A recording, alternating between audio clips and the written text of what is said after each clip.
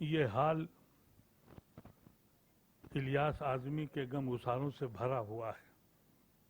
یہ تعجب کی بات نہیں ہے. میری قوم کا یہ دستور ہے کہ جب کوئی رہبر اور لیڈر آپ کے لیے کھڑا ہوتا ہے تو آپ اس کی ٹانگ کھینچتے ہیں. جب وہ رخصت ہو جاتا ہے تو ہائے ہائے کرتے ہیں. یہ منظر میں یہاں بھی دیکھ رہا ہوں. الیاس اعظمی صاحب کا تعلق سیاسی تعلق ڈاکٹر فریدی سے تھا. ہم اور وہ کہا کرتے تھے کہ فریدی بریگیڈ کے اب کتنے لوگ رہ گئے. آخری ملاقات جس کا ابھی ماجد صاحب نے ذکر کیا، ہم دونوں وہاں بیٹھے تو مجھ سے کہا کہ مجھے خوب دیکھ لو اور میں تمہیں دیکھ لوں، اب نہ جانے کون کس کا ساتھ چھوڑ دے گا. تو یہ ان سے میری آخری ملاقات تھی. یہ سوچ رہا تھا کہ ان سے اتنا تعلق ہے. ڈاکٹر فریدی نے جو پہلی تحریک چلائی تھی اس کے اندر ہم لوگوں نے راج نارائن کے ساتھ، چودھری چرن سنگھ کے ساتھ بہت کام کیا تھا. اور الیاس بھائی تو ہم سے 10 سال بڑے تھے. اور سمجھ میں نہیں آ رہا کہ کیا بولوں، لیکن ابھی میرے ایک ساتھی نے بدر عالم صاحب سے کچھ گفتگو ہوئی تو خیال آیا کہ میں اسی پہ بتا دوں. میں جب یہ ایمرجنسی لگی تو 1 سال تک مختلف جگہوں پہ بھاگتا رہا اور ساری چیزیں ضبط ہوتی گئیں، لائسنس سے چھن گئے. مایوس ہو کے میں اس ملک سے چلا گیا. جب میں واپس آیا تو عارف محمد خان نے اپنے گھر پہ مجھے کھانے پہ بلایا. وہ کاشی رام جی کو جوائن کر چکے تھے. میں جب گیا تو میں نے کہا کہ تمہارے یہاں آج تو گھر خالی ہے، یہاں تو علی گڑھ برادری بہت جاتی ہے ان کے یہاں. تم کا عدیب بھائی وہ کاشی رام جی آنے والے ہیں. تو میں نے کہا کیوں؟ کہا نہیں وہ آپ سے ملنا ہے. تو میں تو ان سے کبھی ملا نہیں تھا، جانتا نہیں تھا. تو وہ اور مایاوتی آئے اور کاشی رام نے کہا کہ ہم نے جو 1967-68 میں ڈاکٹر فریدی نے پریہار کو دہلی لکھنؤ بلایا تھا، اس میں بہت سے لوگ اس سے واقف ہوں گے. انہوں نے کہا کہ میں اس کانفرنس سے میں نے DS4 بنائی تھی اور تم کہاں چلے گئے؟ میں نے کہا کاروبار کرتا ہوں. انہوں نے کہا چھوڑو، دیکھو ہم کو تو ڈاکٹر فریدی نے یہ راہ دکھائی تھی، ہم کہاں پہنچ گئے، تم کہاں کھڑے ہو.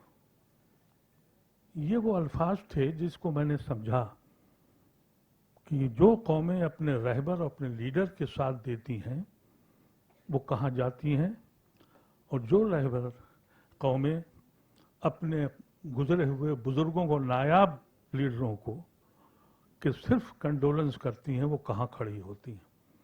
آج تو عالم یہ ہے اس ملک میں کہ ہندوستان کا پرچار منتری، جس کو لوگ پردھان منتری کہتے ہیں، لال قلعے سے کہتا ہے 1000 سال کے بعد آزادی ملی ہے، کلیجہ پھٹ گیا یہ سوچ کے کہ اس ملک میں کوئی ٹیپو سلطان پیدا نہیں ہوا تھا، یہ سوچ کے کہ اس ملک میں کوئی بیگم حضرت محل پیدا نہیں ہوئی تھی، کوئی سراج الدولہ پیدا نہیں ہوا تھا، کوئی قائدین پیدا نہیں ہوئے تھے، کیونکہ 1000 سال کے بعد ہندوستان کا پرائم منسٹر یہ کہتا ہے کہ یہ ملک آزاد ہوا ہے. ایسے وقت میں آپ کو سوچنا پڑے گا. اپنے قائدین کو دیکھیے. اور ابھی الیاس اعظمی صاحب کی جو یہ قوت تھی کہ وہ کبھی بھی انہوں نے کمپرومائز نہیں کیا. جیسے ابھی ہمارے دوست معصوم صاحب نے کہا، میرے ان کے بڑے اختلافات ایک دن خفا ہو گئے، یا تم تو کانگریسی ہو گئے. میں نے کہا پیدا کانگریسی ہوا تھا، مروں گا کانگریسی. کانگریس پارٹی کا ممبر نہیں تھا اور نہ ہوں، کیونکہ وہ ایک آئیڈیالوجی تھی، وہ ایک سوچ تھی. اس وقت جب میں پیدا ہوا، آزاد ہندوستان میں نہیں پیدا ہوا، میں غلام ہندوستان میں پیدا ہوا، لیکن ہوش سنبھالا آزاد ہندوستان میں. اس وقت میرے بزرگوں کے سامنے صرف 2 چیزیں تھیں. या तो मुस्लिम लीग में जाओ या कांग्रेस में जाओ। हमने जिन्ना को ठुकराया, गांधी को अपना लिया, वो हमारे दिल और दिमाग पे थी। इलियास भाई, वो इमरजेंसी का कुछ असर था और कुछ कांग्रेस की नाइंसाफियां थी जो डॉक्टर फरीदी के साथ उन्होंने करी थी, उसकी वजह से उन्होंने मरते दम तक कांग्रेस को माफ नहीं किया। आखिरी मुलाकातों में मैं उनसे कहता था, मुझे बुलाते थे कि एक नई पार्टी बना लो, और मुझे एक पार्टी बगैर मुझे बताए दलित और मुसलमानों की एक पार्टी बना ली और मुझे सदर बना दिया। तो मैं गया, मैंने कहा मैं भी मरने के करीब हूँ, अब पार्टी बनाने का वक्त नहीं है, मुल्क बचाने का वक्त है। तो हमारी उनके इस तरह के ज़रूर इख्तलाफात थे, लेकिन वो शफकत, वो मोहब्बत, अभी बस एक और मेरी नज़र में एक दो लोग रह गए हैं। एक आलम बदी साहब हैं, 7 या 8 साल टर्म के एमएलए हैं। अभी मैं आजमगढ़ में था तो मुझसे मिलने के लिए आए, पकड़ा के आए। उनका भाई अदीब साहब कह रह गए, मैंने कहा अभी 2 ही 4 रह गए। इतने में से कितने लोग ऐसे हैं जो डॉक्टर फरीदी को जानते हैं? कोई एक बता दे मुझे।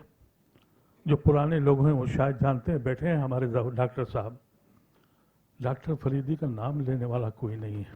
और उसकी तहरीक से जो आदमी मरूब हुआ, काशीराम को पूरा हिंदुस्तान जानता है।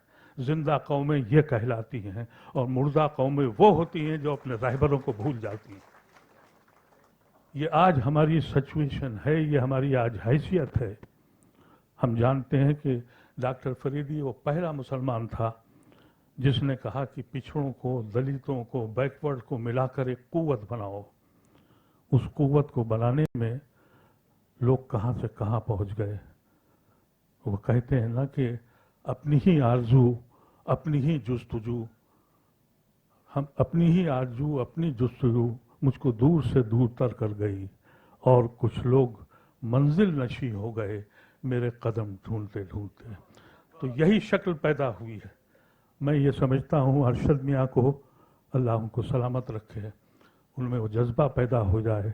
अल्लाह तबारक व तआला इलियास भाई को जन्नत फिरदौस अता करे, और हम में सोचने और समझने की फिक्र पैदा हो। इस मुल्क को बचाने के लिए हमको इकट्ठा होना पड़ेगा। मुसलमानों से मैं कहता हूँ कि पॉलिटिकल पार्टीज की जूतियाँ मत उठाओ, अपने को मजबूत करो और उनके साथ साझेदारी मांगो। मेरे आज के सियासी लीडरों से इख्तिलाफ यही है कि सियासी जमातों के जूतियां उठाने के बजाय अपनी कुव्वत बन के जाओ और कहो उनसे कि तुम मेरे बगैर इस मुल्क के हाकिम नहीं हो सकते, और मेरी भी ये जिम्मेदारी है कि इस वक्त इस मुल्क को बचाने के लिए हमको अपने सेकुलर भाइयों के पीछे खड़ा होना पड़ेगा।